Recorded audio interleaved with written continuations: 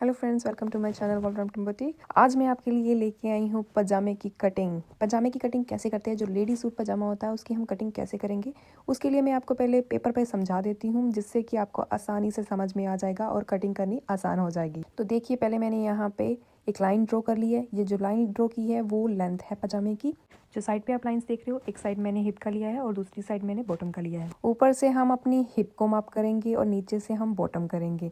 तो आप यहाँ पे देख सकते हैं कि मैंने किस तरह से छोटी छोटी मार्किंग की है, क्योंकि ये पेपर था तो इस पे मैं छोटी मार्किंग करूँगी और जब मैं कपड़े पे कटिंग करूँगी तो आपको समझ में आ जाएगा।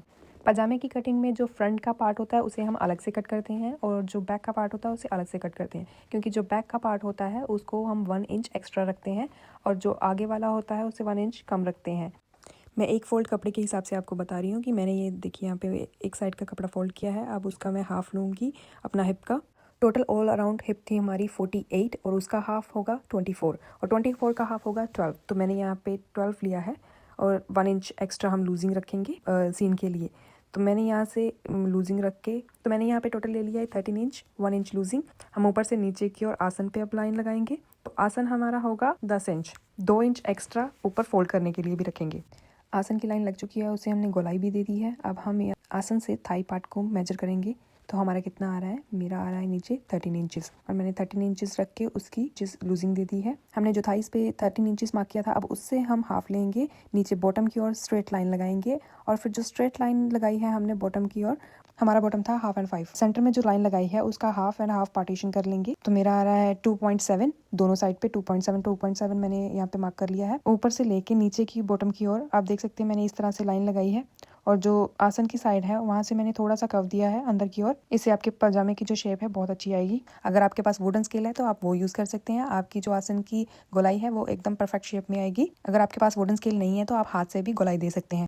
अब यहाँ तक हमने आपको बता दिया है कि फ्रंट जो पजामे की मार्किंग है वो कैसे करते हैं। तो इसी पेपर पे मैं अब आपको बैक पजामे की जो बैक साइड है पजामे की उसकी भी मार्किंग यहीं पे करनी बता दूंगी। जो बैक पजामा है उसकी मैंने जो हिप ली है वो पीछे से मैंने 2 इंच एक्स्ट्रा ली है। बैक साइड को बिछाकर फ्रंट को ऊपर रखेंगे तो हम वहाँ से उसकी मार्किंग का अंदाजा लगा सकते हैं कि बाकी मार्किंग बिल्कुल सेम है, बस उसमें थोड़ी थोड़ी लूजिंग देनी है। तो लूजिंग देने के लिए ये देखिए मैंने हिप को पहले ऊपर से 2 इंच 1.5 इंच या 2 इंच जितना आपको उसको इलास्टिक के लिए रखना है वो एक्स्ट्रा रख सकते हैं। बैक के हिप का पार्ट थोड़ा सा ज़्यादा होता है फ्रंट के हिप के पार्ट से, क्योंकि बैक पे जब हम बैठते हैं तो वो कपड़ा नीचे की ओर आता है, खिंचता है, तो इसलिए हमें बैक का जो हिप का कपड़ा है वो थोड़ा सा ज़्यादा रखना है।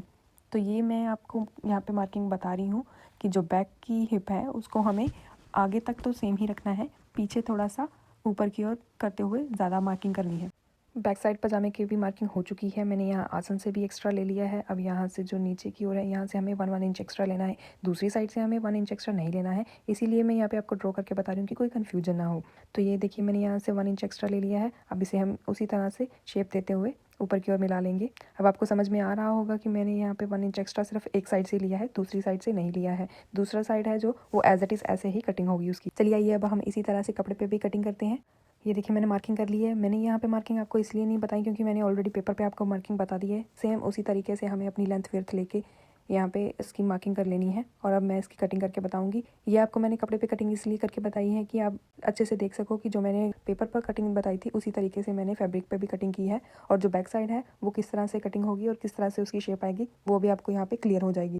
फ्रंट की कटिंग यहाँ पे हो चुकी है। अब हम बैक साइड की कटिंग करने के लिए फैब्रिक को बिछाएंगे और जो फ्रंट साइड की कटिंग हमने की थी उसी कपड़े के ऊपर बिछा लेंगे। अब ये साथ में पेपर को भी देख सकते हैं, मैंने इसी तरीके से सेम कटिंग की है जैसे मैंने पेपर पर पहले आपको मार्किंग करके बताई थी। जो फ्रंट के पजामे की मार्किंग है उससे हम 2 इंच एक्स्ट्रा लेंगे, आसन से भी 1 इंच एक्स्ट्रा ले लेंगे, नीचे से भी मार्किंग हो चुकी है। बैक साइड से मैंने 1 इंच एक्स्ट्रा लिया है और उसे आगे की फ्रंट की साइड से तिरछा मार्क कर लेंगे। अब इसी तरह से बैक पार्ट की भी हम कटिंग कर लेंगे। आई होप कि आपको ये पजामा कटिंग अच्छी लगी हो। ये बिल्कुल ही आसान तरीका है पजामा कटिंग करने का। इस तरह की और वीडियो देखने के लिए मेरे चैनल को लाइक और सब्सक्राइब जरूर कीजिएगा। Thank you for watching.